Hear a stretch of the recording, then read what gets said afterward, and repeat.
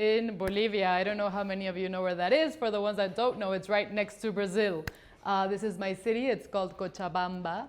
And in the year 2000, there was a water war. So even though you see a lot of water there, that's kind of like a man-made lake, we had a lot of issues regarding water access. In 2016, Bolivia actually went through also a crisis due to like climate change. So we lost one of our lakes. This is Lake Popo, and it completely dried. It's in a rural area, but basically we also suffer from climate change and a threat for our water supply. But what is this story about, and what am I going to share right now is actually a way to kind of inspire you to continue in the journey that you're going. So I'm going to share a little bit about my journey. Here you see me as a child, and basically I don't like to talk a lot about myself, but I learned that it's important to also learn how to say our stories and share our process. So I'm going to share like all the process that I'm up to, and I'm going to share at the end like what I'm working on. This is my tribe. These are my cousins.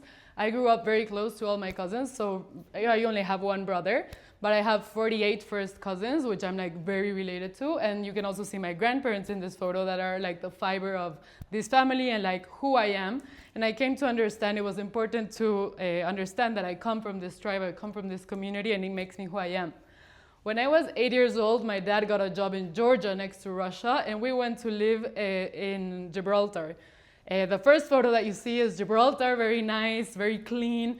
And when I was 8 years old, I would ask, like, why is Gibraltar like this? And why is my country like this? Like, how is this so beautiful? How is this so, you know? But at the same time, I also questioned it. And I wasn't always just saying, like, it's only beautiful and my country isn't. I was just questioning the contrast. So fast forward, this is high school. And I meet Señora Inés through a high school project. I go back to Bolivia. And her story is actually the story that inspired me to work in the work that I'm doing right now. So this was me, again, my last year of high school, that then I go into studying. So I went to school in Texas. I got a scholarship to work there, to study there. And I started a student organization. And while I was in the student organization, I wanted to help Señora Inés with the project that I initiated in high school. So if you see the date there is like May 2015, I'm jotting down like ideas of how I could help. But I knew I had to learn more. So I was very inspired by Muhammad Yunus. And I went there to do an internship in the Yunus Center. And this is me in Bangladesh just learning from like different social business models, which is what mostly inspires me from the work that he's done. And that was me like taking a photo with someone that really inspired the work that I do and the ways of thinking.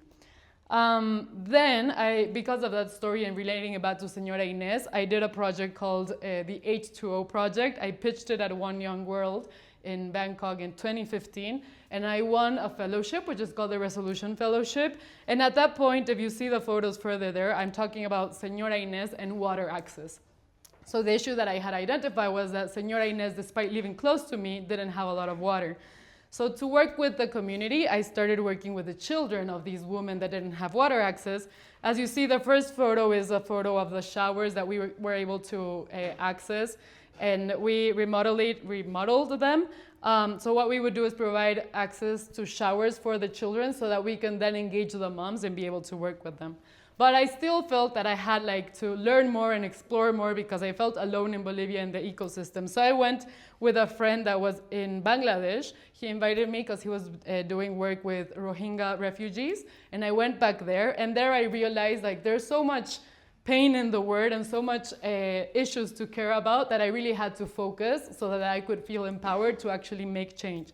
So I went back to the community in Bolivia, and this is us like holding like some peer sessions and understanding like what was the reality of the women that we were working with.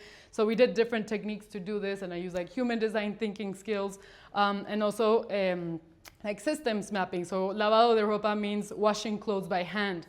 So how did we get to this? Is because women are buying water in these turtles, and they will get 200 liters of water, but use 30% of this water to hand wash clothes.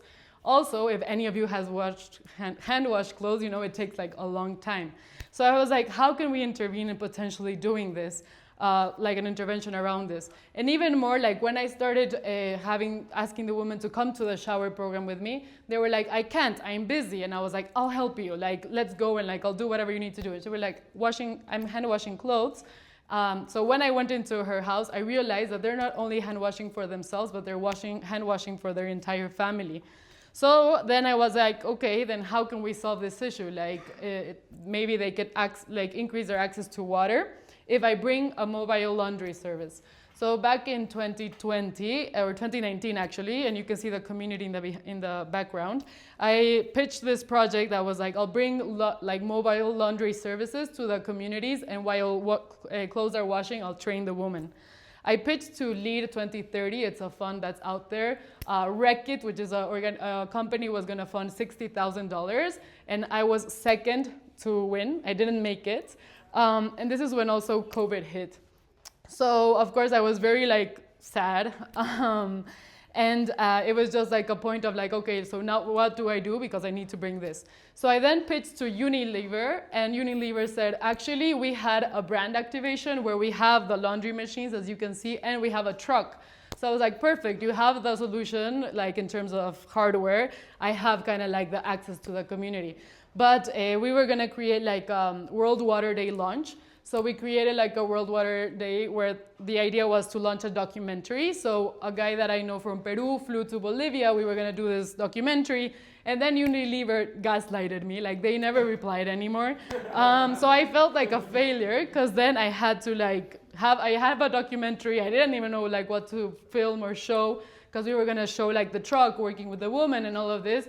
So obviously I felt bad.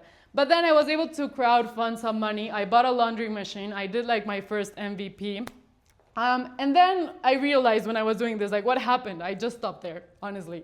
Because it was hard. There was a lot of logistics to figure out. And my grandpa passed away. And I was also moving and traveling a lot within Latin America because I have a corporate job. So then, after that pause, and now, where I am, and that was back 2021, going back to today, now I have a new project, and it's called Warmi Flow. It's under the same concept, and what we want to do is have women go from just survival mode and just managing their households to being able to thrive and being able to get paid for the work that they do and be able to manage their households. Thank you.